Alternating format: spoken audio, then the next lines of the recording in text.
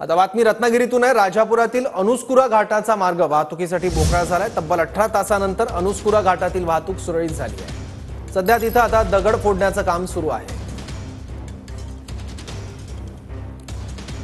राजापूर तालुक्यातील अनुस्कुरा घाटातील वाहतुकीचा मार्ग जो आहे तो या ठिकाणी मोकळा झालेला पाहायला मिळतो आहे। तुम्ही बघू शकता की कालपासून या ठिकाणी अनुस्कुरा घाटामध्ये भला मोठा दगड जो आहे तो या ठिकाणी रस्त्यावरती आलेला होता आणि त्यामुळे हा घाट वाहतुकीसाठी बंद झालेला होता। मात्र आता ब्रेकरच्या साहाय्याने या ठिकाणी दगड फोडण्याच्या कामाला सुरुवात झालेली आहे।